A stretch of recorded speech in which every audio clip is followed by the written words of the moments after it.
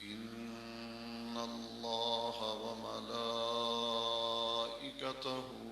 يصلون على النبي يا أيها الذين آمنوا صلوا عليه وسلموا تسليما الصلاة والسلام عليك يا سيدي يا رسول الله وعلى آلك وأصحابك يا سيدي يا خاتم النبيين.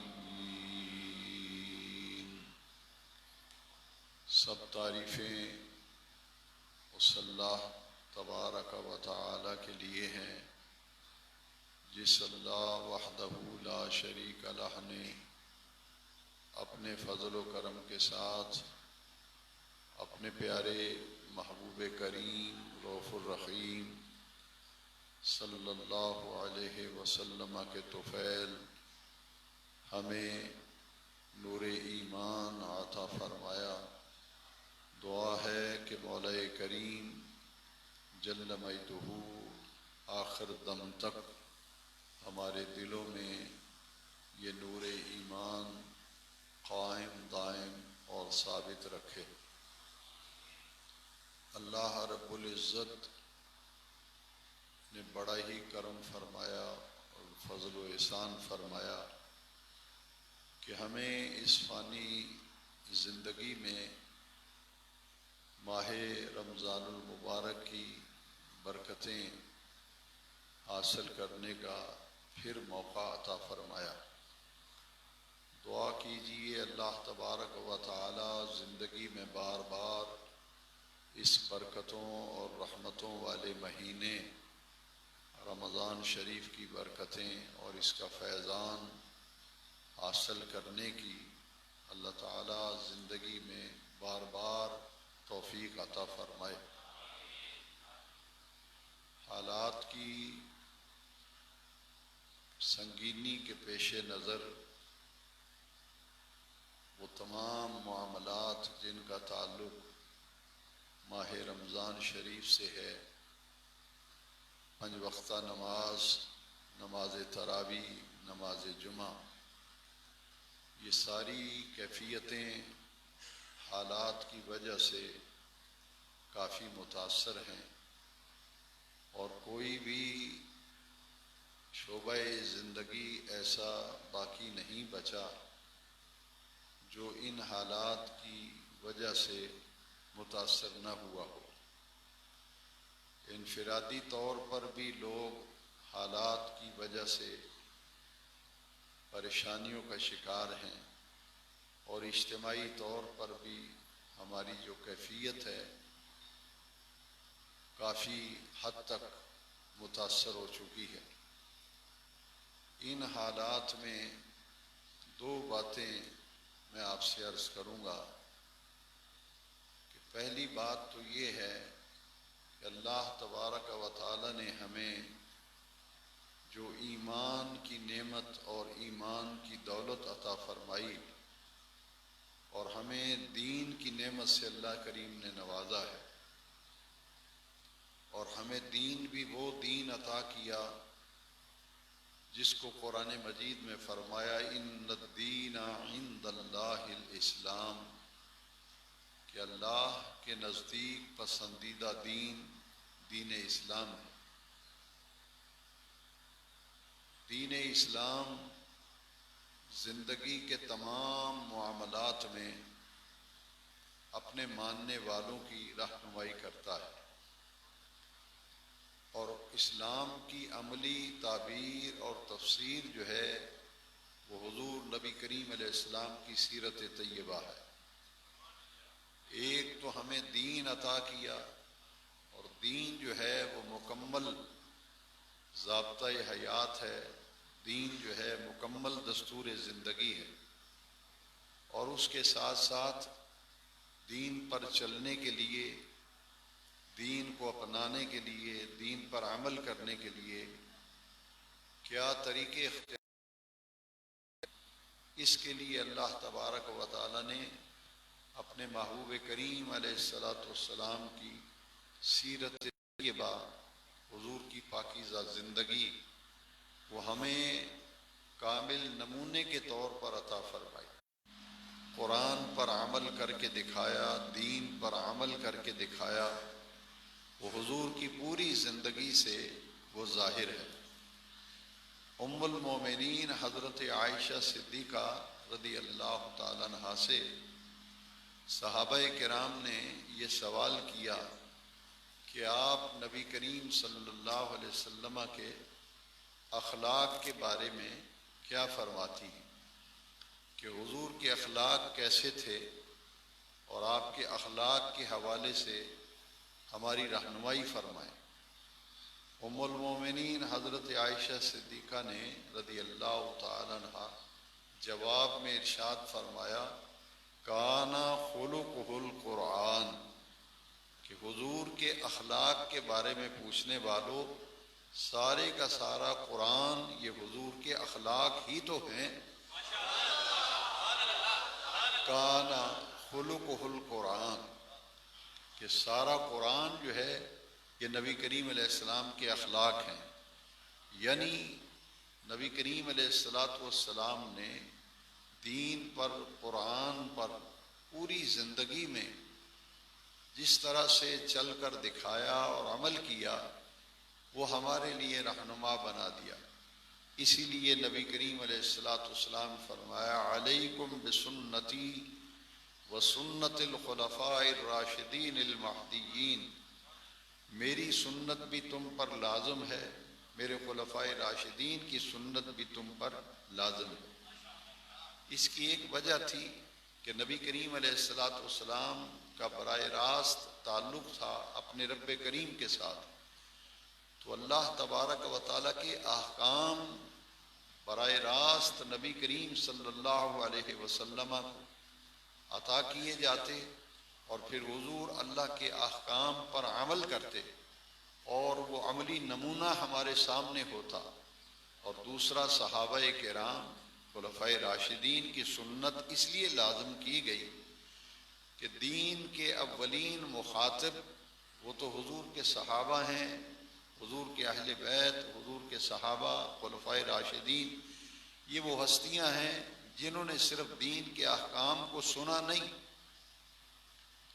جیسا کہ قرآن میں حکم ہے کہ نماز پڑھو، یہ حکم ہے، روزے رکھو، کتب علیکم الصیام، ایمان والو تم پر روزے فرض کیے گئے، جیسا کہ ان لوگوں پر فرض کیے گئے جو تم سے پہلے تھے۔ تو روزہ فرض ہے، نماز فرض ہے، حج فرض ہے، لیکن یہ اللہ کے احکام جو ہیں ان پر عمل کس طرح کیا جائے؟ تو خلفائے راشدین کی سنت اس لیے لازم کی گئی، اور صحابہ کرام کے طریقے کو اس لیے لازم کیا گیا کہ یہ وہ لوگ تھے جنہوں نے ڈائریکٹ اور براہ راست نبی کریم علیہ السلام کی زندگی کو دیکھا تھا۔ ہم نے محض قرآن کا حکم یہ پڑھا اور سنا کہ صحیح صحیح ادا کرو نماز، تو صحابہ تو وہ ہیں جنہوں نے حضور کو نماز پڑھتے ہوئے دیکھا۔ قرآن نے کہا کہ روزہ رکھو، یہ ہم نے حکم پڑھا بھی، قرآن میں سنا بھی، لیکن روزے کی کیفیت کیا ہے؟ یہ چیزیں وہ ہیں، ان ہستیوں نے، ان نفوس قدسیہ نے نبی کریم علیہ السلام کی نماز کی ادائیگی کی کیفیتوں کو بھی دیکھا، حضور کے روزے رکھنے کی کیفیتوں کو بھی دیکھا، حضور کی سحری اور افطاری کے طریقوں کو دیکھا، یہاں تک کہ حج کرنا فرض قرار دیا گیا، لیکن ہم نے محض پڑھا اور سنا کہ حج فرض ہے، حج کرو، اللہ کی خوشنودی کے لیے حج کی اور عمرہ جو ہے یہ کرو، لیکن حج کیسے ادا کرے؟ تو صحابہ کرام نے تو حضور کے ساتھ حج کیا، اور انہوں نے حضور کو حج کرتے ہوئے دیکھا، حضور کو نماز پڑھتے ہوئے صحابہ نے دیکھا، اور روزے رکھتے ہوئے دیکھا، دشمنوں کے ساتھ سلوک کرتے ہوئے دیکھا، دوستوں کے ساتھ ملتے ہوئے دیکھا۔ یعنی دوستی اور دشمنی کے معیار بھی صحابہ نے حضور سے سیکھے۔ پھر رشتہ داروں سے کیسا سلوک ہونا چاہیے، پڑوسیوں سے کیسا سلوک ہونا چاہیے، ہمسایوں سے کیا سلوک ہونا چاہیے، رشتہ داروں سے معاملات، یہ ساری چیزیں تو صحابہ کرام کی سنت اس لیے ہمارے اوپر ضروری قرار دی گئی۔ خلفائے راشدین کی سنت کہتے ہیں طریقے کو، سنت طریقے کو کہتے ہیں کہ یہ وہ لوگ تھے جنہوں نے یہ ساری باتیں دین کی تو حضور سے سیکھی۔ اس لیے اللہ تبارک و تعالی نے اپنے محبوب کی پوری زندگی کو اور پوری ذات کو قیامت تک کے لیے اسوہ حسنہ قرار دیا۔ اسوہ حسنہ کہتے ہیں کامل نمونہ، زندگی گزارنے کا کامل نمونہ جو ہے وہ اللہ تعالیٰ نے اپنے محبوب کریم کی ذات میں رکھ دیا۔ لَقَدْ كَانَ لَكُمْ فِي رَسُولِ اللَّهِ أُسْوَةٌ حَسَنَةٌ، البتہ تحقیق تمہارے لیے رسول اللہ کی زندگی جو ہے یہ کامل نمونہ ہے۔ حاضرین محترم، اس ساری گفتگو کا خلاصہ یہ ہے کہ یہ زندگی میں ایک بار پھر مبارک مہینہ ہمیں ملا، لیکن اس مرتبہ جب ہمیں رمضان شریف زندگی میں نصیب ہوا تو حالات جو ہیں وہ اس قدر آپ کے سامنے ہیں، ان کی سنگینی، کہ اب ان تمام معاملات کی وجہ سے ہر شخص کسی نہ کسی درجے میں، کسی نہ کسی معاملے میں پریشان ہے۔ ہمیں یہ دیکھنا ہے کہ نبی کریم علیہ السلام نے اس مہینے کو کیسے گزارا تھا، حضور نے رمضان شریف کیسے گزارا تھا۔ کل نبی کریم علیہ السلام کی ظاہری حیات طیبہ میں کل جو ہے وہ 10، حضور نے 10 سال مدینہ شریف میں گزارے اور سن 2 ہجری میں روزے فرض ہوئے، تو گویا کہ 9 رمضان شریف آئے تھے نبی کریم علیہ السلام کی ظاہری حیات طیبہ میں، روزہ فرض ہونے کے بعد 9 رمضان شریف کے مہینے آئے تھے۔ تو حضور نے ہر سال رمضان شریف کو کیسے گزارا تھا، دیکھیے اس میں ایک خاص بات جو میں نے آیت کریمہ تلاوت کی ہے، شہر رمضان الذی انزل فیہ القرآن، کہ ماہ رمضان شریف کا تعارف اللہ نے کرایا کہ یہ وہ مہینہ ہے جس میں قرآن نازل کیا گیا۔ تو قرآن مجید کو رمضان شریف میں نازل کرنے میں یہ حکمت تھی کہ اس مہینے کو اتنی عظمت ملی ہے، اتنا مقام ملا ہے کہ باقی مہینوں میں اگر ایک نفلی نیکی کریں گے تو وہ نفلی نیکی ہی لکھی جائے گی، لیکن رمضان شریف میں اگر ایک نفلی نیکی کریں گے تو ثواب جو ہے وہ پورے فرض کا ملے گا۔ رمضان شریف کے علاوہ اگر ایک فرض ادا کریں گے تو ایک فرض ہی لکھا جائے گا، ایک فرض ادا کریں گے تو ایک فرض کا ہی ثواب ملے گا، لیکن رمضان شریف میں ایک فرض اگر ادا کریں گے تو 70 فرضوں کا ثواب لکھا جائے گا، ایک فرض 70 فرضوں کے برابر اجر ملے گا، اور ایک نفل کی نیکی پورے فرض کے برابر نیکی ملے گی۔ تو یہ رمضان شریف میں جو برکتیں اللہ کریم نے عطا فرمائی، اور یہاں ایک حدیث شریف میں اگر عرض کروں تو میرا مضمون اور واضح ہو جائے گا۔ حضور نے ارشاد فرمایا علیہ الصلاۃ والسلام، اگر لوگوں کو پتہ چل جائے کہ رمضان شریف میں کتنی برکتیں ہیں، اگر لوگوں کو علم ہو جائے، پتہ چل جائے، معلوم ہو جائے کہ اس ایک مہینے میں کتنی برکتیں ہیں، تو نبی کریم علیہ السلام نے فرمایا لوگ تمنا کریں کہ کاش سارا سال ہی رمضان شریف رہے، لوگ یہ تمنا کریں، یعنی اس ایک مہینے میں اتنی برکتیں ہیں۔ اور ہر صاحب ایمان جس کے دامن میں ایمان ہے، جس کا سینہ نور ایمان سے روشن ہے، وہ جانتا ہے کہ اس مہینے کی برکتیں کیا ہیں۔ ہر بندہ محسوس کرتا ہے کہ یہ تو بہت ہی برکتوں والا مہینہ ہے، یہ تو بہت ہی رحمتوں والا مہینہ ہے، کہ حضور نے ارشاد فرمایا اولہ رحمت، یہ وہ مہینہ ہے جس کا پہلا حصہ اللہ کی رحمت ہے، وَأَوْسَطُهُ مَغْفِرَةٌ، درمیان والا حصہ بخشش ہے، مغفرت ہے، وَآخِرُهُ عِتْقٌ مِّنَ النَّارِ، اور آخری حصہ جہنم سے آزادی کا حصہ ہے۔ اب اندازہ فرمائیں، پہلے 10 دنوں میں اللہ کی رحمت تقسیم ہوتی، دوسرے 10 دنوں میں اللہ کی بخشش، اس کی مغفرت، معافیاں ملتی ہیں گناہ گاروں کو، اور آخری جو عشرہ ہوتا ہے وہ تو گویا کہ بالکل جہنم سے آزادی کا عشرہ۔ اور حضور نے فرمایا اذا داخل رمضان، جب یہ مبارک مہینہ شروع ہوتا ہے، فتحت ابواب الرحمہ، فتحت ابواب الجنہ، اللہ کی رحمت کے دروازے کھل جاتے ہیں، جنت کے دروازے کھول دیے جاتے ہیں۔ غلقت ابواب جہنم، جہنم کے دروازے بند کر دیے جاتے ہیں۔ وسلسلت الشیاطین، شیطان زنجیروں میں جکڑ دیے جاتے ہیں۔ گویا کہ یہ پورا مہینہ جو ہے اس کو نیکیوں کا موسم بہار بنایا گیا ہے۔ اور اس کی بنیادی وجہ کیا ہے؟ وجہ کیا قرآن نے بیان کی کہ اصل وجہ یہ ہے کہ اس میں ایک مہینے میں اتنی برکتیں، اس ایک مہینے میں اتنی رحمتیں، اس ایک مہینے کی اتنی فضیلت، اس ایک مہینے کی اتنی اہمیت کہ حضور فرماتے ہیں کہ اگر پتہ چل جائے تو لوگ تمنا کرے پورا سال رمضان شریف رہے۔ تو اس کی بنیادی وجہ سمجھ لینی چاہیے، وہ ہے نزول قرآن، وہ ہے نزول۔ حضور فرماتے ہیں اللہ اکبر، نبی کریم صلی اللہ تعالیٰ علیہ وسلم نے رمضان شریف میں، یہ چونکہ نزول قرآن کا مہینہ ہے، شہر رمضان الذی انزل فیہ القرآن، کہ ماہ رمضان وہ ہے جس میں قرآن اترا ہے۔ اب اس ایک مہینے میں قرآن نازل ہونے کا مہینہ ہے، تو حضور تلاوت کی اس قدر رغبت اور ذوق اور شوق حضور کی ذات اقدس سے نظر آتا تھا، تاکہ قیامت تک آنے والی امت کو یہ علم ہو جائے کہ قرآن سے حضور کی اتنی محبت کہ جبریل امین ماہ رمضان میں قرآن مجید کا دور کرنے کے لیے آسمان سے آتے تھے۔ ہر سال رمضان شریف میں جبریل امین آتے تھے، حضور کی خدمت میں آتے تھے اور قرآن مجید کا دور کرتے تھے۔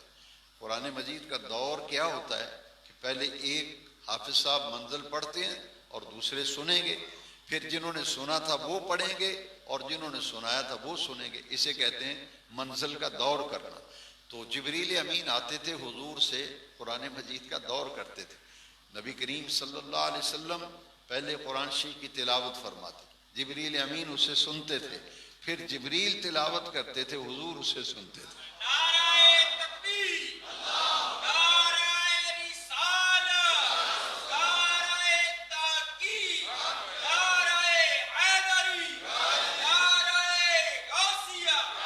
اس لیے اس مہینے میں کثرت تلاوت قرآن مجید، کثرت تلاوت۔ اور پھر دو باتیں جو میں آپ سے عرض کرنا چاہ رہا ہوں وہ یہ ہیں کہ اس خاص عبادت جو اس مہینے سے تعلق رکھتی ہے، وہ عبادت جو صرف رمضان شریف سے تعلق رکھتی ہے، کسی اور مہینے میں وہ عبادت جو ہے اس کیفیت کے ساتھ نہیں جس کیفیت سے رمضان شریف میں، وہ ہے روزہ اور تراویح۔ تراویح کو قیام اللیل کہتے ہیں، تو یہ حضور کی حدیث سے لفظ نکلا ہے۔ حضور نے فرمایا من صام رمضان ایمانا واحتسابا غفر له ما تقدم من ذنبه، جس نے ایمان و احتساب کے ساتھ رمضان شریف کے روزے رکھے اس کے پچھلے سارے گناہ معاف ہو جاتے ہیں۔ اور دوسری حدیث میں قیام کا لفظ ہے، قیام سے مراد نماز تراویح ہے۔ من قام رمضان ایمانا واحتسابا غفر له ما تقدم من ذنبه، جس نے رمضان کی راتوں میں قیام کیا، تراویح ادا کی، حضور فرماتے ہیں ایمان اور احتساب کی شرط کے ساتھ، تو اس کے پچھلے سارے گناہ جو ہیں معاف ہو جاتے ہیں۔ دن بھر کا روزہ اور رات کو ہے تراویح، تراویح کے اندر پھر قرآن پڑھا جاتا ہے۔ آپ یہ بات سمجھ چکے ہیں کہ رمضان شریف میں قرآن نازل ہوا۔ اب ایک بات اور جو غور سے سننے والی ہے، جس نبی کو بھی اللہ نے کتاب دی تو کتاب دینے سے پہلے اللہ نے اسے روزے رکھوائے۔ یہ چونکہ رمضان شریف کے روزے فرض ہیں، اور فرض اس لیے ہیں کہ اس میں قرآن اترا ہے، تو جس نبی کو بھی کتاب دی گئی اللہ نے پہلے روزہ رکھوایا۔ حضرت داؤد علیہ السلام کو زبور دی تو 21 روزے رکھوائے گئے، حضرت موسیٰ کو تورات دی گئی، اور حضرت عیسیٰ علیہ السلام کو انجیل دی گئی تو روزے رکھوائے گئے۔ جب روزے مکمل ہو گئے تو پھر اللہ نے انہیں کتاب عطا کی۔ اب میرے نبی کریم علیہ السلام غار حرا میں حضور تشریف لے جاتے اور کئی دن حضور نہ کچھ کھاتے نہ کچھ پیتے، چونکہ روزہ تو فرض نہیں تھا نا اس وقت. حضور روزے کی کیفیت میں رہتے تھے، یعنی جمال فاقہ مستی. یہ نبی کریم علیہ السلام کی غار حرا میں حضور کی فاقہ مستی کا جمال جو ہے وہ روزہ ہے. حضور کی فاقہ مستی کا جمال ہمیں روزے کی صورت میں دیا گیا کہ حضور غار حرا کے اندر ستو لے جاتے، جو لے جاتے، زمزم شریف لے جاتے، نہ کچھ کھاتے نہ پیتے، کئی کے دن گزر جاتے. اب وہ جو اللہ تعالیٰ کو جتنی مدت اللہ نے مقرر فرمائی تھی، بعض مفسرین نے تو 40 دن لکھا ہے، بہرحال جتنے دن بھی اللہ کو منظور تھا، وہ فاقہ مستی کی کیفیت جب میرے آقا کی پوری ہو گئی تو قرآن مجید کی پہلی آیت پھر غار حرا کے اندر حضور کے قلب انور پر نازل ہوئی.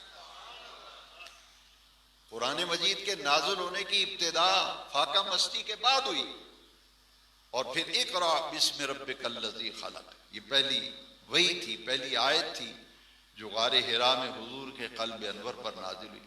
پھر پورا قرآن جو ہے وہ کتنے سالوں میں مکمل ہوا؟ 23 سال. 23 سال میں پورا قرآن پھر مکمل ہو گیا تھا. پورے قرآن کو نازل ہونے میں 23 برس لگ گئے، اور آخری آیت پھر نازل ہوئی جب حضور نے حجۃ الوداع فرمایا. آخری حج حضور نے ایک ہی حج فرمایا، حیات مقدسہ حجۃ الوداع. اس حج کے موقع پر میدان عرفات میں پھر آخری آیت نازل ہوئی تھی، الیوم اکملت لکم دینکم واتممت علیکم نعمتی ورضیت لکم الاسلام دینا. تو قرآن کا نزول مکمل ہو گیا میدان عرفات میں. تو پورا قرآن جو ہے یہ اللہ تبارک و تعالیٰ نے لوح محفوظ سے آسمان دنیا میں لیلۃ القدر میں نازل فرمایا. انا انزلناہ فی لیلۃ القدر. پورے کا پورا قرآن لوح محفوظ سے آسمان دنیا پر یک بارگی پورا قرآن اتر آیا، اور پھر آسمان دنیا سے حضور کے قلب انور پر 23 سال کی مدت میں پورا قرآن نازل ہوا. بل ہوا قرآن مجید فی لوح محفوظ. یہ لوح محفوظ سے قرآن شب قدر کو آسمان دنیا پر نازل ہوا تھا، پھر 23 سال کی مدت میں حضور کے قلب انور پر نازل ہوا. اب تراویح کا فلسفہ سمجھیں کہ جس نبی کو بھی کتاب دی گئی پہلے اس کو روزے رکھوائے گئے، نبیوں کو روزے رکھوائے گئے. اب سارا دن تو بندہ روزہ رکھتا ہے، تو تراویح کے اندر قرآن مجید کی جو منزل کا پڑھنا، پڑھانا، سننا، سنانا ہے، اس کی حکمت ذرا غور سے سمجھ لیں. انشاءاللہ لطف آئے گا کہ دن بھر اللہ کریم کو پسند آئے میرے بندے میری رضا کے لیے روزہ رکھیں. روزہ 3 چیزوں سے بچنے کا نام ہے، کھانے پینے اور شادی شدہ آدمی کا ازدواجی عمل سے اپنے آپ کو بچانا. ان 3 چیزوں کا نام روزہ ہے. تو سارا دن روزہ رکھنے کے بعد بندے کی روح اتنی صاف ستھری اور پاکیزہ اور مطہر ہو جاتی ہے کہ اب وہ اس قابل ہو جاتی ہے کہ اگر قرآن کی تلاوت کی جائے تو وہ قرآن بندے کی روح کے اندر اترتا ہے.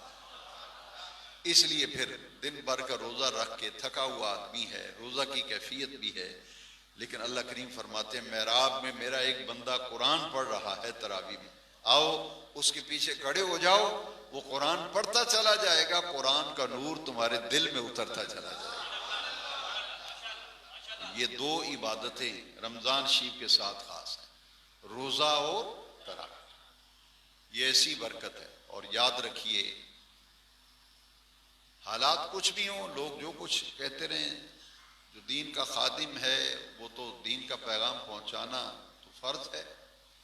یہ بات غور سے سن لیں، ایک روزہ بھی رمضان شریف کا اگر جان بوجھ کر کوئی چھوڑتا ہے کہ جی آج میں نے نہیں روزہ رکھا، میں نے کہا کیوں نہیں رکھا؟ بس ایویں نہیں رکھیا، بس ایویں نہیں رکھیا، میں کہ جو میں نے روزہ، میں کہ سن لو پھر اپنے نبی پاک کا فرمان. حضور فرمایا جس شخص نے زندگی کا ایک روزہ بھی بغیر شرعی عذر کے چھوڑا، نہ وہ بیمار ہے، نہ بوڑھا ہے، نہ مسافر ہے، نہ تکلیف ہے، ویسے ہی ایویں نہیں رکھے جی ایسا آج روزہ. تو حضور نے فرمایا زندگی بھر بھی وہ روزے رکھتا رہے نا، اس روزے کی قضا دینے کے لیے زندگی بھر بھی روزے رکھتا رہے، اس ایک روزے کا بدلہ نہیں ہو سکتا جو برکت اللہ نے ماہ رمضان کے روزے میں رکھی. اور میں اکثر یہ کہا کرتا ہوں کہ ہر رمضان شریف کو اپنی زندگی کا آخری رمضان شریف سمجھ کے آپ گزارو، دیکھو مزہ کیسے آتا ہے۔ یہ گمان کرو، اور ہے بھی گمان، حقیقت بھی ہے، یہی ہاں تو زندگی کا کچھ اعتبار نہیں، سانس آیا تو آیا، نہیں آیا تو نہیں آیا، یہی ہے۔ لیکن یہ یاد رکھو کہ رمضان شریف کو زندگی کا آخری رمضان سمجھو گے، کیا تصور کر کہ بھائی پتہ نہیں اگلے سال ہے یا نہیں، کیا اللہ کو معلوم، یہ مہینہ ملنا نہیں ملنا، زندگی ہونی ہے نہیں ہونی۔ آؤ اس ایک مہینے میں اپنے رب کو راضی کر لو۔ یہ اللہ کریم نے مسلمانوں کے لیے بڑا ہی رحمتوں اور برکتوں والا مہینہ بنایا۔ ہر مہینے میں حضور صدقہ خیرات کرتے تھے نا، مگر حضرت عائشہ فرماتی ہیں رضی اللہ عنہ، جب رمضان شریف کا مہینہ آتا تھا جس طرح پانی بہتا ہے نا تیز نہر کا، ندی کا، حضور اس طرح اللہ کا دیا وہ مال اللہ کے راستے میں خرچ کرتے تھے، یعنی اس مہینے میں صدقہ و خیرات کرنا۔